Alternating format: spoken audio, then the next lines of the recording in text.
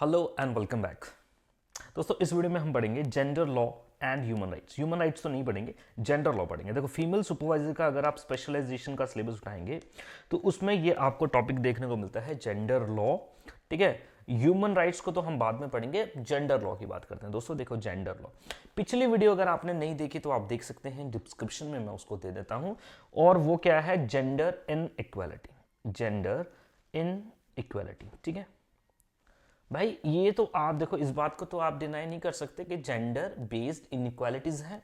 वो सारे फ्रीडम, वो सारी की सारी अपॉर्चुनिटी जो लड़कों को मिल रही है, कंपैरेटिवली बोल रहा हूँ, कंपैरेटिवली यानी कि बिली नहीं रही, कंपैरेटिवली लड़कियों को नहीं मिलते। दूर दराज के इलाके, गांव प्रदेश के इलाके, इलिटरेट जो लोग हैं, एजुकेशन लेवल कम है, आप देखें वहां पे ये डिस्क्रिमिनेशन देखने को मिल रही है। ठीक, और सरकार का ये काम है, ये फर्ज बनता है कि कुछ ऐसे प्रोविजंस क्रिएट करें जो इस डिस्क्रिमिनेशन को कम करे।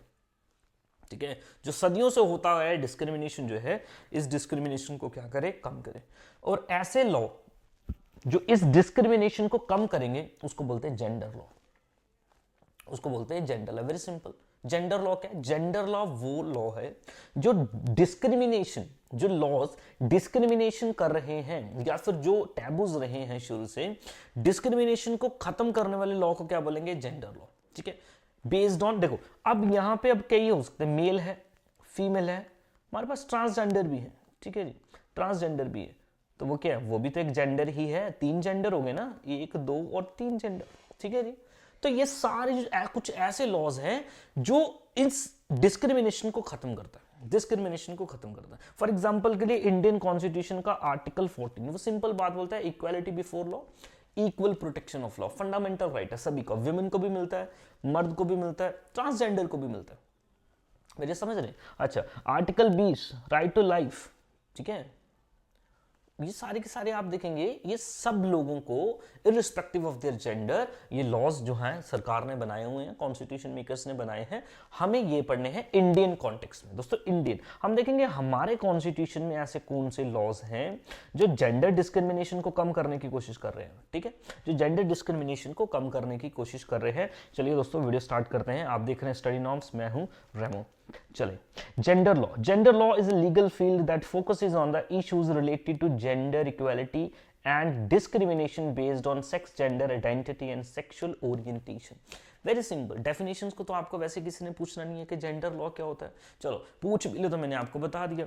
हर वो लॉ, ठीक है, जो जेंडर बेस्ड डिस्क्रिमिनेशन को खत्म करता है, वो जेंडर लॉ है, वो जेंडर लॉ है। The principle of gender equality is enshrined in the Indian Constitution in its preamble, fundamental rights, fundamental duties and directive principles of state policy। दोस्तों समझना, ठीक है, आप देखेंगे इंडियन कॉन्स्टिट्यूशन शुरू होता है प्रियम्बल से। इंडियन कॉन्स्टिट्यूशन शुरू होता है प्रियम्बल से, तो प्रियम्बल में भी आपको कई ऐसे वर्ड्स देखेंगे, मैं इंडियन पॉलिटी में पढ़ाऊंगा अच्छे से, प्रियम्बल में भी ऐसे कई वर्ड्स देखेंगे तो जो डिस्क्रिमिनेशन को खत्म करता है। ठीक है, उसमें जेंडर बेस्ड डिस्क्रिमिनेशन भी एक उसका पार्ट है। दूसरा आप देखेंगे फंडामेंटल राइट्स। भाई फंडामेंटल राइट्स भी हैं, लड़कों को भी मिले हैं, लड़कियों को भी मिले हैं, और उनके अगेंस्ट जो डिस्क्रिमिनेशन हो रहा है उसको खत्म करेंगे, वो भी देखेंगे हम। देन है हमारे पास fundamental duties. Fundamental duties part 4 capital A Indian constitution का, फंडामेंटल ड्यूटीज। फंडामेंटल ड्यूटीज जो है हर सिटीजन के, ये ड्यूटीज बता रहे हैं कि आप विमेन के साथ डिस्क्रिमिनेशन ना करें। ठीक है जी, इसके बाद directive principle of state policy, ये क्या होता है, डायरेक्शंस होती है। ठीक है, ये क्या होता है, डायरेक्शन। पार्ट 4 इंडियन कॉन्स्टिट्यूशन का डील करता है directive principle of state policy. Directive means directions, principles मतलब वो प्रिंसिपल जो तुम्हारे दिमाग में होने चाहिए। स्टेट पॉलिसी, स्टेट जब भी लॉ बनाए ना, जब भी पॉलिसी मेकिंग करे, तो उनके दिमाग में ये बातें होनी चाहिए, और वो उनमें से एक बात है जेंडर बेस्ड डिस्क्रिमिनेशन, उसको खत्म किया जाए जितनी जल्दी। ठीक है जी, यानी कि अब कैसे, और आप देख रहे हैं ना, ज्यादा से ज्यादा वुमेन के ऊपर ध्यान दिया जाता है। अभी 33% सीट्स रिजर्व कर दी गई वुमेन के लिए। क्यों? वो जो डिस्क्रिमिनेशन कहीं ना कहीं हो रही है, उनके रिप्रेजेंटेशन जो कम है उसको बढ़ाना है। वो हम देखेंगे क्या क्या फीचर है। ये तो हो गया कॉन्स्टिट्यूशनल फीचर। अब गवर्नमेंट आपकी विद टाइम डिफरेंट एक्ट्स और लेके आई है।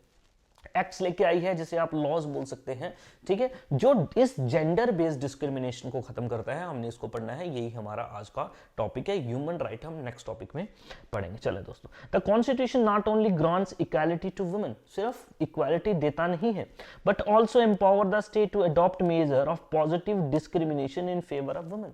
बोल रहा डिस्क्रिमिनेशन भी यहाँ पे स्टेट करती है, बट ये डिस्क्रिमिनेशन क्या होती है? पॉजिटिव डिस्क्रिमिनेशन है। फॉर एग्जांपल 33% सीट्स रिजर्व्ड है विमेन के लिए, 33% सीट रिजर्व है विमेन के लिए। अब यहाँ पे लड़के बोलेंगे जी हमारे लिए कोई सीट रिजर्व नहीं दीजिए, लड़कियों के लिए 33। ये जो डिस्क्रिमिनेशन है ये पॉजिटिव डिस्क्रिमिनेशन है। पॉजिटिव डिस्क्रिमिनेशन का मतलब उन लोगों को आगे लेके आना जो कंपैरेटिवली पीछे, ठीक है, उसको पॉजिटिव डिस्क्रिमिनेशन बोलते हैं दोस्तों, ठीक। तो यहां पे स्टेट पॉजिटिव डिस्क्रिमिनेशन भी करती है, simple.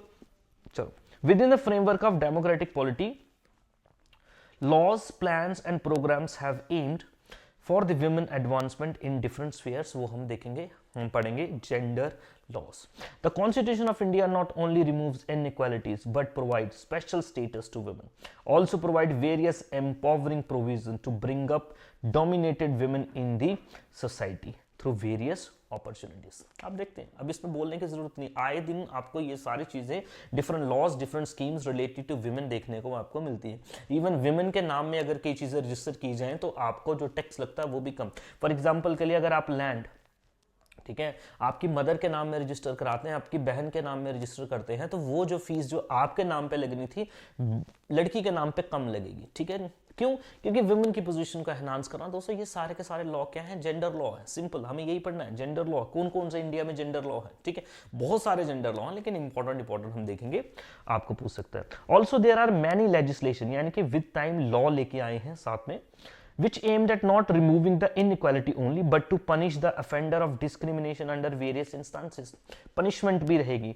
fundamental duties, directive principles, fundamental rights, ये सारे के सारे कुछ आर्टिकल्स इसमें हैं जो इन बातों को क्या करते हैं, कम करने की कोशिश करते हैं। जैसे कि फंडामेंटल राइट्स देखिए आप, आर्टिकल 14, आर्टिकल 15, आर्टिकल 16, 19, 21, न्यूमरस और भी बड़े सारे। डायरेक्टिव प्रिंसिपल्स आप देखेंगे आर्टिकल 39, 42, ये इंपॉर्टेंट है, ये नाम दोनों 39, 42 इंपॉर्टेंट है, मैं आपको बताऊंगा क्या। और फंडामेंटल ड्यूटीज में तो एक ही आर्टिकल होता है, आर्टिकल 51 कैपिटल ए, ठीक है। ए जहां पे भी दिखेगा अमेंडमेंट होता है इसका मतलब, ठीक है, यानी कि ओरिजिनल फीचर नहीं, बाद में ऐड किया गया, ठीक है।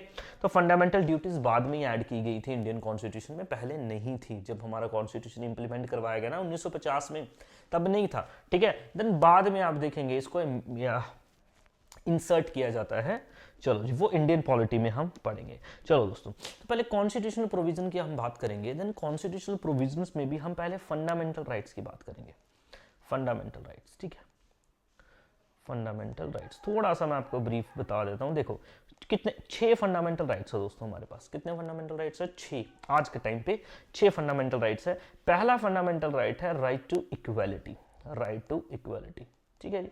ये सभी को इक्वल करने की कोशिश करता है, इंक्लूडिंग वुमेन, ठीक है जी। और डिस्क्रिमिनेशन जितनी है उसको खत्म करने की बात करता है, चाहे डिस्क्रिमिनेशन कास्ट बेस्ड हो, रिलीजन बेस्ड हो, ठीक है, आपका प्लेस ऑफ बर्थ बेस्ड हो, जेंडर बेस्ड हो, ठीक है। तो जेंडर हमारा जो पॉइंट है किस पे ध्यान है? जेंडर पे है, तो जेंडर भी इसी में आएगा दोस्तों, ठीक है।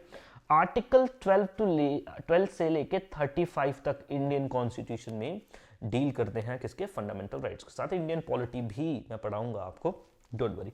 अब आर्टिकल 14 क्या बोलता है? देखो, equality before law and equal protection of law. Equality before law and equal protection of law. दोस्तों मेरी बात समझना, यहाँ पे 2 वर्ड हैं, जल्दी से, वैसे तो पॉलिटी का टॉपिक बनता है यार, लेकिन इधर ही मैं आपको पढ़ाता हूँ। देखो, equality before law, equal protection का मतलब ये हो गया कि state shall not deny any person equality before the law और the equal protection of law within the territory of India. मतलब everyone is equal in the eyes of law, in the eyes of law. Very simple, अब समझना दोस्तों, हमारे देश में हर बंदा equal है कानून की नजर में, ये कॉन्स्टिट्यूशन बोलता है अंडर आर्टिकल 14, ठीक है। बट फिर भी यहाँ पे 2 अलग अलग बातें आपको बोला है, equality before law and equal protection of law, ठीक है जी। इक्वालिटी बिफोर लॉ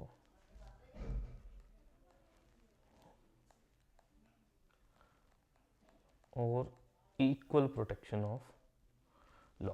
ठीक है दोस्तों, इक्वालिटी बिफोर लॉ एक नेगेटिव कॉन्सेप्ट है, ठीक है, और ये यूके से लिया है हमने।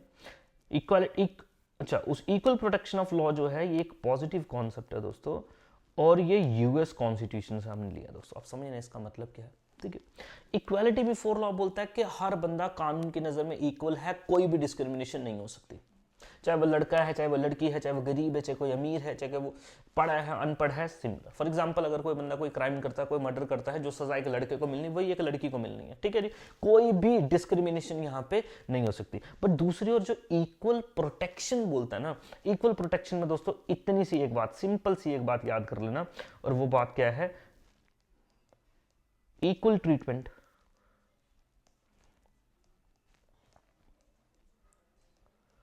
Under equal circumstance. ये क्या बोलता है, ये कॉन्सेप्ट यूएस का ये कॉन्सेप्ट है, वहां से हमने लाया है इसको। ये बोलता है कि यार तुम सब बंदों को इक्वली ट्रीट कर नहीं सकते, सब बंदों को इक्वली ट्रीट नहीं कर सकते। क्यों नहीं कर सकते? बिकॉज इक्वली ट्रीट करने के लिए पहले उनके सर्कमस्टांस इक्वल होने चाहिए। फॉर एग्जाम्पल, एक मैं हर अपनी क्लास में ये एग्जाम्पल देता हूँ। अब देखें, फॉर एग्जाम्पल मान लो जी दौड़े लगवा दें हम बच्चों की मोहल्ले में दौड़े लगवा दें, चलो जी दौड़े लगाएंगे बच्चे, ठीक है, कंपटीशन है, ठीक है जी।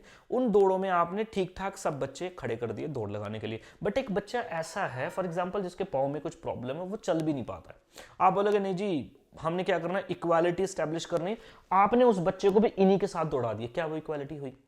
आप बड़े आराम से बोलेंगे सर नहीं, ये इक्वालिटी नहीं हुई, क्योंकि इस बंदे के हालात इन बंदे के हालातों से अलग है, ये इक्वल ही नहीं है ऑलरेडी। जब इक्वल नहीं है तो इक्वल ट्रीटमेंट नहीं हो सकता। तो इस बच्चे को जो स्पेशली एबल्ड है, आप किन के साथ दौड़ाओगे? उन्हीं के साथ दौड़ाओगे जो बाकी भी स्पेशली एबल्ड है, जिनके बाकी भी पाँव में प्रॉब्लम है। फॉर एग्जाम्पल के लिए पैरा ओलंपिक्स देखे आपने, वहां पे सिर्फ स्पेशली एबल्ड लोग ही परफॉर्म करते हैं। तो ये बोलता है डिस्क्रिमिनेशन करनी पड़ेगी, इस जगह पे डिस्क्रिमिनेशन करनी पड़ेगी। कौन बोलता है? Equal protection of law. पहला बोलता है डिस्क्रिमिनेशन हो ही नहीं सकती भाई, नहीं हो सकती। दूसरा बोलता है डिस्क्रिमिनेशन करनी पड़ेगी, डिस्क्रिमिनेशन करेंगे। क्यों? क्योंकि इक्वल सर्कमस्टांस नहीं है। तभी तो दोस्तों रिजर्वेशन है, क्योंकि इक्वल सर्कमस्टांस नहीं है। विमेन को लिए स्पेशल प्रोविजंस आते हैं दोस्तों, क्यों? क्योंकि इक्वल सर्कमस्टांस नहीं है, ठीक है। तो ये आपका बात बोलता है पहले तो इक्वालिटी है, बट स्टेट यहां पे चाहे तो आप देखेंगे स्पेशल प्रोविजंस भी बना सकती है विमेन के लिए, चिल्ड्रन के लिए, अंडर आर्टिकल 14। समझ गए? आर्टिकल 15 क्या बोलता है? देखो, prohibition of discrimination on the grounds of religion, race, caste, sex, place of birth. अब यहां पे सेक्स क्या है? जेंडर। आर्टिकल 15 भी ये बोलता है कि स्टेट कभी भी जेंडर बेस्ड डिस्क्रिमिनेशन नहीं कर सकती, जेंडर बेस्ड डिस्क्रिमिनेशन नहीं कर सकती। ये बाकी भी है, वो पॉलिटी में पढ़ेंगे, बट यहां पे हम जेंडर पे ध्यान दे रहे हैं, तो जेंडर बेस्ड डिस्क्रिमिनेशन नहीं हो सकती। देखो, the state shall not discriminate against any citizen on the ground only of religion, caste, sex, place of birth और एनी ऑफ देम। ठीक है, अब समझिए यहां पे फॉर एग्जांपल ये है, देखो मान लो जी अगर जॉब्स करने का राइट लड़कों को है तो भाई लड़कियों को भी तो है, ठीक है। स्पोर्ट्स में जाने का राइट लड़कों को है, कोई डिस्क्रिमिनेशन नहीं हो रही, तो भाई लड़कियों को भी तो है, फीमेल को भी है। पढ़ने का राइट लड़कों को है, भाई फीमेल को भी है। अगर एक लड़के को कुछ स्पेशल प्रोविजन दिए जाते हैं, कुछ स्कॉलरशिप्स दी जाती है, तो वो लड़कियों के लिए भी दी जाती है। तो कभी भी जेंडर बेस्ड डिस्क्रिमिनेशन आपको इंडिया में नहीं देखने को मिलेगी। फॉर एग्जांपल, कई मुल्क दुनिया के ऐसे होंगे कि जो विमेन को अलाउ नहीं करते होंगे ये पर्टिकुलर काम करने को, लेकिन हमारे यहाँ पे ऐसा नहीं है। स्टेट डिस्क्रिमिनेशन नहीं कर सकता। आर्टिकल 15 और ज्यादा बेहतरीन तरीके से समझाऊंगा आपको इंडियन पॉलिटी में, यहाँ पे पॉसिबल नहीं है, ठीक है जी। तो आप बोलेंगे डिस्क्रिमिनेशन बैन करता है आर्टिकल 15, ये बहुत ज्यादा इंपॉर्टेंट आर्टिकल है, ठीक है। और ये तो कर दिया, पहले तो बोला डिस्क्रिमिनेशन नहीं होगा, बट यहां पे इसी आर्टिकल में ये भी बोला है कि nothing in this article shall prevent the state from making any special provision for women and children, ठीक है। कोई रोक नहीं सकता। अगर स्टेट चाहे ना विमेन की पोजीशन को और एनहांस करना है तो यहां पे स्पेशल प्रोविजंस भी क्रिएट कर सकता है, स्पेशल प्रोविजंस भी क्रिएट कर सकता है। किसके लिए? For the upliftment of women के लिए, for the upliftment of children के लिए, even for the upliftment of depressed classes के लिए काम कर सकता है state. Article 15। Article 16 equality of opportunity in matters of public employment. दोस्तों पब्लिक एम्प्लॉयमेंट, सरकारी नौकरी, अभी आप भी तो सरकारी नौकरी तैयारी कर रहे हैं कि नहीं, ठीक है। तो आप देखेंगे अगर लड़के हैं तो यहाँ पे फीमेल्स भी हैं, मेल फीमेल्स दोनों ही, ठीक है। तो यहां पे आप देखेंगे कोई भी डिस्क्रिमिनेशन नहीं होती, ठीक है। They shall be equality of opportunity for all the citizens relating to employment और appointment to any office under the state. No citizen shall on the ground of religion, caste, race, sex. हमारे काम का ये है दोस्तों, हमारे काम का ये है। इस पॉइंट ऑफ व्यू से अभी जो हम पढ़ रहे हैं gender law, descent, place of birth, residence, discrimination नहीं होगी, सभी को इक्वल अपॉर्चुनिटीज प्रोवाइड की जाएगी, समझ रहे। चलो जी, और इवन और आप देखेंगे ये वैसे अभी के लिए पढ़ना नहीं, आपके लिए ठीक रहेगा, इंडियन पॉलिटी में पढ़ेंगे। चलो ये 2-4 आर्टिकल्स आपको याद रखने हैं बस, ठीक है। चलो जी, ये हो गया, आगे चलते हैं। इसके बाद में अब ये तो थे हमारे कुछ फंडामेंटल राइट्स, ठीक है। आर्टिकल 14, आर्टिकल 15, आर्टिकल 16, उसके बाद आर्टिकल 19 में है, 21 में है, छोड़ दो, इंडियन पॉलिटी में अच्छे से पढ़ लोगे आप, डोंट वरी। अगला है directive principle of state policy, ये कंपैरेटिवली और ज्यादा इंपॉर्टेंट है दोस्तों, ठीक है। Directive principles of state policy, पहले तो आप ये समझ ले ये है क्या। ये है दोस्तों डायरेक्शंस टू स्टेट। स्टेट का मतलब कौन है, हमारे देश की गवर्नमेंट, हमारे देश की government, central government, state government, ये स्टेट है, ये स्टेट है, कॉन्स्टिट्यूशन के हिसाब से इनको स्टेट बोलते हैं, ठीक है। चलो जी, अब कॉन्स्टिट्यूशन मेकर्स ने जब कॉन्स्टिट्यूशन बनाया ना, तो उन्होंने कुछ डायरेक्शंस प्रोवाइड की कि भाइयों कि जब तुम कल पार्लियामेंट में बैठ के लॉ बनाओगे ना, तो हमारी तरफ से ये कुछ डायरेक्शंस लो, ये ले लो आपके लिए डायरेक्शंस, लिख दीजिए। पार्ट 4 ऑफ इंडियन कॉन्स्टिट्यूशन में लिख देंगे डायरेक्शंस। आपको इन बातों का ध्यान रखना है जब भी लॉ मेकिंग करोगे, ठीक है। और उसमें से हमारे काम के 2 आर्टिकल हैं। नंबर 1 है आर्टिकल 39। आर्टिकल 39 देखो क्या बोलता है, the state shall in particular direct it policies toward securing. पूरा स्टेट ऐसी पॉलिसीज फॉर्म करेगी, क्या सिक्योर, जिसमें क्या सिक्योर किया जाए। देखो, right to an adequate means of livelihood to all the citizens. अब ऑल दी सिटीजन्स का मतलब यह है कि इसमें विमेन भी आएगी, ठीक है जी। दूसरा, the ownership and control of material resources shall be organised in manner to serve the common good. मतलब ये कि जो रिसोर्सेज हैं हमारे देश के, उसका सभी का बेनिफिट हो। चलो कंपैरेटिवली कम इंपॉर्टेंट है। The state shell avoid concentration of wealth in few hands. State ऐसा बंदोबस्त करे कि जो पैसा है हमारे देश में, जितने भी जीडीपी बन रही है, वो सब में बटे, कहीं ना कहीं उसका बेनिफिट सबको मिले। ये नहीं कि कुछ लोगों को ही उसके बेनिफिट्स मिल रहे हैं तो पैसा फ्यू हैंड्स में घूम रहा है, ये भी बात गलत है। अब आपके काम की जो चीज है ज्यादा इंपॉर्टेंट, ये है equal pay for equal work for both man and women. दोस्तों अभी भी अनऑर्गेनाइज्ड सेक्टर में आपको इंडिया में मैं बताऊं, ये बड़ी कॉमनली बात देखने को मिलती है। फॉर द सेम वर्क, जितने पैसे एक लड़के को दिए जा रहे हैं, उसी काम के लिए उतने पैसे एक लड़की को नहीं दिए जाते, ठीक है, नहीं दिए जाते, ठीक है। उसके पीछे के बड़े सारे डिफरेंट कारण हैं, ठीक है। अब उन कारणों पे हम बात नहीं करते, ठीक है, बिकॉज विमेन को एक्सप्लॉइट करना कंपैरेटिवली इजी है, ठीक है जी। और इस एक्सप्लॉइटेशन को रोकने के लिए ये डायरेक्शन भी दी है कॉन्स्टिट्यूशन मेकर्स ने अंडर आर्टिकल 13 कि सर ऐसा बंदोबस्त करो कि इक्वल पे हो, इक्वल काम के लिए लड़का और लड़की के लिए। दोस्तों इंपॉर्टेंट है, ठीक है।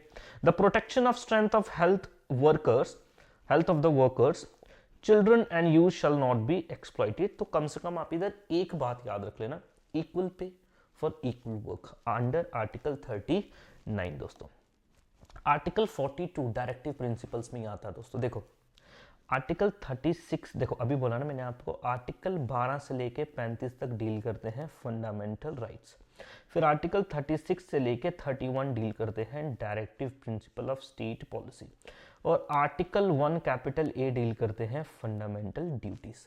इंडियन पॉलिटी में पढ़ाऊंगा आपको बहुत अच्छे तरीके से, एक एक आर्टिकल आपको याद हो जाएगा, डोंट वरी, ठीक है। चलो जी, the constitution of India states that state shall make provision for ensuring just and humane condition of work and maternity relief. Very important दोस्तों, अंडर आर्टिकल 42 आप देखेंगे ये स्पेशल प्रोविजंस बनाने का काम है, डायरेक्शन दी गई है और हमारी गवर्नमेंट ने बनाया भी है। आपको सुना होगा, आपको पता, मैटरनिटी लीव, ठीक है। जब भी एक लड़की प्रेग्नेंट होती है या उसके घर में बेबी होता है तो उसको स्पेशल लीव दी जाती है, ठीक है, क्योंकि वो नहीं आ सकती तब काम पे, तो ना उसके पैसे कटेंगे उस टाइम पे, ठीक है, और ना उसको काम से निकाला जाएगा, ठीक है। तो ये क्या है दोस्तों कि जेंडर लॉज हैं सारे के सारे, ठीक है। चलो अभी हम देखेंगे वो कैसे हैं। चलो दोस्तों, चलो वही आ गया हमारा डायरेक्टिव प्रिंसिपल्स भी हो गया, ठीक है। अब डायरेक्टिव प्रिंसिपल्स के साथ में आप देखेंगे आर्टिकल 51A में एक आपको फंडामेंटल ड्यूटीज देखने को मिलेगा। फंडामेंटल ड्यूटीज है ना, to renounce all the activities derogatory to the dignity of women, to the dignity of women। ये सभी लोगों की फंडामेंटल ड्यूटी भी है इंडिया में हर सिटीजन की, कि हाँ भी हर वो काम का त्याग करे, रेनाउंस करे जो विमेन की डिग्निटी के अगेंस्ट हो, ठीक है। तो आप ये बोल सकते हो कि sir Indian constitution different parts में विमेन अपलिफ्टमेंट की बात करता है, जेंडर लॉस की बात करता है, फंडामेंटल राइट्स में भी करता है, फंडामेंटल ड्यूटीज में भी करता है, directive principle of state policy में भी करता है। और हमारी गवर्नमेंट ने इन सभी चीजों को फॉलो करते हुए डिफरेंट लॉज को भी पास किया है टाइम टू टाइम। अब देखते हैं वो कौन सा लॉ है। पहला लॉ है हमारे पास maternity benefit act 1961, maternity benefit act 1961। आपको याद रखना है मैटरनिटी बेनिफिट एक्ट क्या है, ठीक है। मैटरनिटी बेनिफिट एक्ट ये है सिंपल कि जब वो माँ बनती है तो उसको कुछ बेनिफिट्स मिलते हैं। बेनिफिट्स में क्या है, लीव। स्पेशली इसमें आपको क्या देखने को मिलेगा, लीव देखने को मिलेगा। लीव भी कौन सी, पेड लीव। पेड लीव दोस्तों ये वर्ड याद रखना, पेड लीव। पेड लीव का मतलब ये होता है कि आपके पैसे नहीं कटेंगे, पैसे आपको मिलेंगे। आप हो छुट्टी पे लेकिन आपकी जो तनख्वाह होगी वो पैसा आपको मिलेगा। चलो जी, it allows women to take paid leave when they are in labour, मतलब उन्होंने जब बच्चे को जन्म देना है। अकॉर्डिंग टू सेक्शन 2, बिल्कुल नहीं याद करना। रीड सेक्शन 3, ये भी याद नहीं करना, बस इतनी सी बात याद रखो। It applies to the establishment owned by the government. देखो जो गवर्नमेंट की बॉडीज हैं वहां पे तो लागू होगा ही होगा, सिंपल है। Factories, mines and plantations, even की कई और ऑर्गेनाइज सेक्टर जो हैं, बड़ी मल्टीनेशनल कंपनीज हैं, उनको भी इस बात को फॉलो करना पड़ता है अंडर गवर्नमेंट डायरेक्शंस कि आपको मैटरनिटी बेनिफिट्स अपनी वुमेन को, अपने लेबरर्स को, अपने एम्प्लॉयज को देने हैं। चलो जी, एलिजिबिलिटी क्या, ये काम की चीज है दोस्तों। एलिजिबिलिटी आपको पूछेगा, मैटरनिटी बेनिफिट रिलीफ जो है इसके बेनिफिट्स में एलिजिबिलिटी क्या है दोस्तों। एलिजिबिलिटी वेरी सिंपल है। देखो आप मान लो जी आज है 2024 फेब, 2024 फेब, ठीक है जी।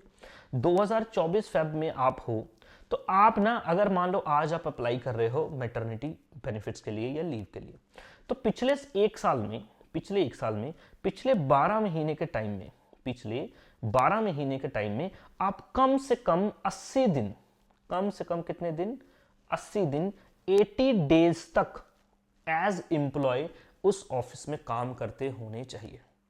एज एम्प्लॉय उस ऑफिस में काम करते होने चाहिए। सर अगर 80 दिन से कम होंगे, 80 दिन से अगर आप कम होंगे तो आपको ये बेनिफिट्स में भी ना दिए जा सके, बट आपने अगर वो हैं तो आप फिर एलिजिबल हैं उस बेनिफिट्स के लिए, अदरवाइज आपको पैसे भी कट सकते। देखना, a woman to be eligible for the benefits under this act should be an employ in any establishment for the period of at least 80 days in the past year. Very important, 80 दिन कम से कम ये employ की तरह वहां पे होनी चाहिए। ये नहीं है कि आज ज्वाइन किया कल मैटरनिटी बेनिफिट्स मांग लिए, ऐसा नहीं होगा, ठीक है। कम से कम कितने दिन, 80 दिन दोस्तों, इंपॉर्टेंट है। लीव ड्यूरेशन, अब दोस्तों इनको लीव मिलनी है, पेड लीव मिलनी है, कितने टाइम तक मिलनी है दोस्तों, 26 वीक्स। पहले ये कम थी, 2017 में इसकी अमेंडमेंट हुई, वो छोड़ दो, आपके काम की नहीं है। तो आज कितनी है, 26 वीक्स, लगभग 6 महीने के आसपास का टाइम दोस्तों ये होता है। और मैटरनिटी जो रिलीफ है, जो बेनिफिट्स हैं, ये आपको मिल सकते हैं 26 वीक्स के लिए, ठीक है। चलो जी आगे चलेंगे, ये तो हो गया। दूसरा, इक्वल रेम्यूनरेशन एक्ट 1976। देखो दोस्तों फिर वेरी इंपॉर्टेंट, अभी हमने देखा आर्टिकल 39 में क्या बोला था, इक्वल वर्क इक्वल पे। तो गवर्नमेंट ऑफ इंडिया ने 1976 में आप देख लो ये एक्ट को पास कर दिया, इक्वल रेम्यूनरेशन, ठीक है। रेम्यूनरेशन एक्ट मतलब इक्वल पे इक्वल वर्क, ठीक है। It is the duty of employer under the act to pay equal remuneration to man and women workers for the same work और work of similar nature. भाई same ही काम हो, time भी same लगा रहे हैं, सिमिलर नेचर का भी हो। सिमिलर नेचर का मतलब ये नहीं है कि एक बंदा लेबरर है दूसरा बंदा टीचर है तो कंपैरेटिवली टीचर ज्यादा पैसे लेगा और लेबरर कम पैसे लेगा comparatively, with all due respect. तो अगर ये दोनों लड़कियां, दोनों ही लड़का और लड़की लेबरर का काम कर रहे हैं, तो उसको भी 500 दिहाड़ी मिलनी, इसको भी दिहाड़ी मिलनी। वही लड़का और लड़की दोनों टीचर हैं, तो उनको भी सेम तनख्वाह मिलनी है। ये गवर्नमेंट का एक्ट है। अगर ऐसा नहीं होता तो उसके अगेंस्ट पे ये चैलेंज बात की जा सकती है कोर्ट में, ये लड़की जा सकती है। No employer can making recruitment for the same work और the profit of the similar nature in any condition of service subsequent to recruitment such as promotion, training, transfer make any discrimination against women। बोल रहा है किसी भी मकसद भी recruit करते वक्त, प्रमोशंस करते वक्त, ट्रेनिंग करते वक्त डिस्क्रिमिनेशन विमेन के अगेंस्ट नहीं की जा सकती इसी एक्ट के अंडर। ये भी बात याद रखेंगे दोस्तों, ठीक है। अगला इंपॉर्टेंट एक्ट क्या है जो गवर्नमेंट ऑफ इंडिया ने पास किया है, वो है दोस्तों pre conception prenatal diagnostic techniques, ठीक है, पीसीडी, अच्छा पीसीपी एनडीटी एक्ट 1994। ये डेट आप नहीं भी याद करेंगे तो चलेगा, आपको बस ये समझना ये एक्ट किस चीज से डील करता है, ठीक है। मैटरनिटी बेनिफिट्स क्या है, तो आपको बोलना है ये पेड लीव की बात है, तो पेड लीव बोलेंगे कितने, 26 वीक की। एलिजिबिलिटी क्या है, 80 दिन वर्कर्स होना है, ठीक है। चलो जागे pre conception prenatal diagnostic techniques. दोस्तों प्री कंसेप्शन का मतलब ये है बच्चा होने से पहले ही जान लेना ये बच्चे का जेंडर क्या है, ये मेल है ये फीमेल है। मेल है तो ठीक है, बड़ा खुश हो गए, कोई प्रॉब्लम नहीं है। फीमेल हो तो अबॉर्शन करा दिया, फीमेल हो तो अबॉर्शन करा दिया, तो इससे क्या हो जाएगा, सेक्स रेशियो कम हो जाएगी, विमेन के अगेंस्ट क्राइम हो गया नहीं है, ठीक है, उनकी पोजीशन डेंजर में आ गई। तो क्या करेगा गवर्नमेंट ने बोला जी ऐसा कोई काम करेगा इलीगल है, ऐसा कोई काम करेगा इलीगल है। प्रोविजन क्या, it regulates the use of prenatal diagnostic techniques. Techniques होती है ना दोस्तों, टेक्निक्स क्या है, जैसे कि अल्ट्रासाउंड मशीन होती है, ठीक है, अल्ट्रासाउंड मशीन आपने हॉस्पिटल में देखी होगी, तो इससे ये पता लग जाता है जेंडर क्या है बेबी का, ठीक है। चलो जी, ultrasound machines by allowing them their use only to detect genetic abnormalities, metabolic disorders, chromosomal abnormalities, certain congenital malfunctions and hemoglobinopathies and sex linked disorders। बोल रहा है कहने का मतलब ये है अल्ट्रासाउंड जैसी मशीनों का जो यूज है ये सिर्फ और सिर्फ एबनॉर्मेलिटीज चेक करने के लिए ही की जाएगा। एबनॉर्मल, जब एक बच्चा अपनी माँ के पेट में होता है तो समटाइम्स उसकी ग्रोथ नहीं हो रही होती, या कोई प्रॉब्लम क्रिएट हो जाती है, वो प्रॉब्लम कैसे पता लगती है, वो अल्ट्रासाउंड मशीन से पता लगती है, या बाकी ऐसे ही कोई और टेक्निक से पता लगती है, ठीक है। तो वो बोल रहा है बस यही लीगल है, इसके बाद का अगर कोई काम किया वो इलीगल माना जाएगा इस एक्ट के अंडर। जैसे कि नो लेबोरेटरी और सेंटर और clinic will conduct any test including ultrasonography for the purpose of determining the sex of the fetus। fetus मतलब छोटा बच्चा जो माँ के पेट में है दोस्तों, डिटरमिन नहीं किया जा सकता उसका सेक्स दोस्तों, ठीक है। ये किया तो ये इलीगल माना जाएगा। No person including the one who is conducting the procedure as per the law will communicate the sex of the foetus. वो जो बंदा कर रहा है ये अल्ट्रासाउंड का काम कर रहा है, वो उसके माँ बाप को उस बच्चे का जेंडर नहीं बता सकता, ठीक है जी, ना तो प्रेग्नेंट वुमेन को ना उसके रिलेटिव को। Any person who put advertisement from prenatal preconception sex discrimination facility in the form of notice circulars etcetera etcetera shall be imprisoned up to 3 साल और फाइन अप टू 10,000। बोल रहा है अगर कोई बंदा मान लो जी पब्लिसिटी कर रहा है, ठीक है, ये काम कर रहा है और काम करने का दावा कर रहा है, या कोई पंफलेट छपा रहा है, कोई एडवर्टीजमेंट कर रहा है, तो उस बंदे को 3 साल के लिए सजा भी मिल जाएगी और 10,000 रुपए का जुर्माना भी हो सकता है under this act pre conception prenatal diagnostic techniques के अंदर दोस्तों, ठीक है। याद रखना ये किससे जुड़ता है, ठीक है। अब इसमें क्या क्या ऑफेंस आएंगे दोस्तों देखो, ठीक है, क्या क्या ऑफेंस आएंगे देखो। कंडक्टिंग और adding in prenatal diagnostic techniques, पहले कंडक्ट करना या फिर उसमें हेल्प करना। एक selection, sex selection on a man और वुमेन इज प्रोहिबिटेड। आप सेक्स सिलेक्शन नहीं कर सकते, यानी कि लड़की है तो मार दिया, लड़का है तो रख लिया, ऐसा नहीं कर सकते। Performing prenatal diagnostic technique for any purpose other than one specified in the act. जो बोला था भाई इस काम के लिए कर सकते हो, एबनॉर्मलिटीज चेक करने के लिए कर सकते हो, इसके अलावा अगर किसी और काम के लिए यूज कर दिया तो मान लिया जाएगा उल्लंघना होगी, ठीक है। Sale, distribution, supply, renting etcetera of any ultrasound machine और any other equipment capable of detecting the sex of the foetus is prohibited. आपका सेल और परचेज ऐसी टेक्निक्स में, ऐसी मशीनों में जो सेक्स पता लगा सकती हैं, जो जेंडर पता लगा सकती हैं, वो इलीगल है इस एक्ट के अंडर। पता लग गया, पकड़े गए, 10,000 रुपए का जुर्माना और 3 साल की सजा हो सकती है अंडर दिस एक्ट। ये क्यों दोस्तों, जेंडर लॉ तो है, जेंडर लॉ ही तो है ये, जेंडर को प्रमोट करने की बात चल रही है ना, डिस्क्रिमिनेशन खत्म करने की बात चल रही है, तो दोस्तों जेंडर लॉ है। ठीक है जी, चलो जी, अगला ऐसा जेंडर लॉ है हमारे पास sexual harassment of women at work place, जिसकी प्रिवेंशन, प्रोहिबिशन, रिड्रेसल करने की बात चलती है, act of 2013। Important, sexual harassment. Sexual harassment दोस्तों आप देखेंगे किसी को परेशान करना सेक्सुअली। फॉर एग्जाम्पल मान लो दोस्तों यहाँ पे एक ऑफिस है, ये ऑफिस का एक मैनेजर है, ऑफिस है, ऑफिस का एक मैनेजर है, ठीक है जी, मैनेजर। अब यहाँ पे आप देखेंगे बड़े सारी गर्ल्स भी काम करती होंगी, स्पोर्ट्स बॉयज भी काम करते होंगे कंपैरेटिवली, ठीक है जी। अब ये मैनेजर आप देखेंगे इन लड़कियों को या इनमें से कोई एक लड़की को सेक्सुअली हरास करेगा वर्क प्लेस पे, ठीक है। क्यों? वो मैनेजर है तो उसके पास पावर है, उसके पास प्रमोशन की भी पावर है, उसके पास डिमोशन की भी पावर है, तो लड़की ये इजिली एक्सप्लॉइटेशन में आ सकती है, और ऐसा होता भी है, ऐसा होता भी है। और इस बात को ध्यान में रखते हुए गवर्नमेंट ऑफ इंडिया का एक्ट है sexual harassment of women at work place, act 2013। ये क्या बोलता है दोस्तों? देखो, prevention and prohibition, this act places a legal obligation on the employer to prevent and prohibit sexual harassment in the work place. किसका?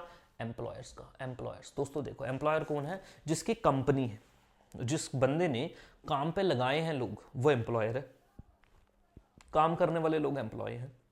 हर employer का ये फर्ज होगा इस पर, एज पर दिस एक्ट, कि सेक्सुअली हरासमेंट ऑफ वुमेन ना हो, ठीक है जी। चलो जी, इसके लिए इसको क्या करना है? एक इंटरनल कंप्लेंट्स कमेटी बनानी है दोस्तों, ठीक है जी, ICC बनानी है, इंटरनल कंप्लेंट्स कमेटी। दोस्तों क्या देखो, यहाँ पे जितने भी लोग काम करते होंगे, सपोज मान लो 20, 25, 30, 50 लोग काम करते होंगे, इनमें से कुछ लोग को चुन के दोस्तों एक कमेटी बना दी जाती है, कमेटी बना दी जिसमें वुमेन भी होंगे, मेल्स भी हो सकते हैं। अब ये कमेटी क्या कर रखी, अगर किसी को कोई प्रॉब्लम है, किसी लड़की को प्रॉब्लम है, कोई सेक्सुअली हरास कर रहा है, या फिर वो मैनेजर कर रहा है, या फिर को वर्कर्स कर रहे हैं, वो अपनी कंप्लेन इस कमेटी को बताएगी, ये कमेटी उसके ऊपर एक्शन लेगी दोस्तों, ये कमेटी उसके ऊपर एक्शन लेगी, वही है। Employers are required to constitute a internal complainants committee at each work place, ठीक है जी, ठीक है जी, to address the complaints of the sexual harassment की एड्रेस करेंगे। The complainant committees have the power of the civil court for gathering evidences, ठीक है। ड्यूटीज ऑफ द एम्प्लॉयर्स क्या दोस्तों? वही है, employer must undertake awareness program providing a safe working environment, display information about the post act etcetera etcetera, समझिए, ठीक है। अब क्या है ये दोस्तों, ये बोल रहा है ये सारा का सारा किसका रिस्पॉन्सिबिलिटी है? ये एम्प्लॉयर की रिस्पॉन्सिबिलिटी है और होगी, ठीक है, उनको ये सारी चीज़ों का करना है। इसके अलावा और भी आप देखेंगे, वेट,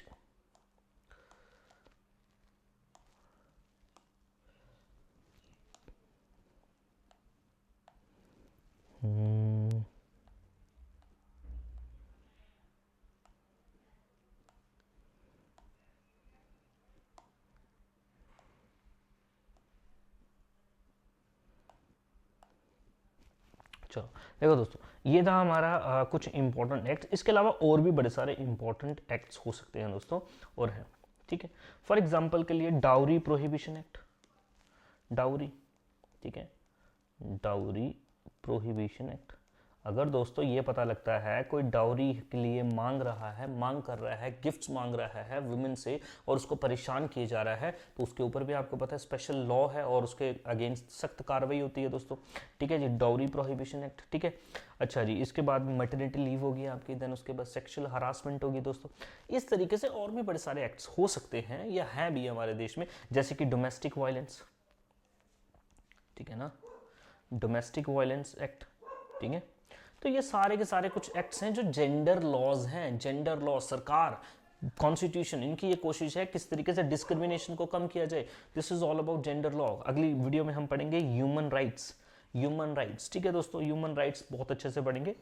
तो मिलते हैं नेक्स्ट वीडियो में, थैंक यू।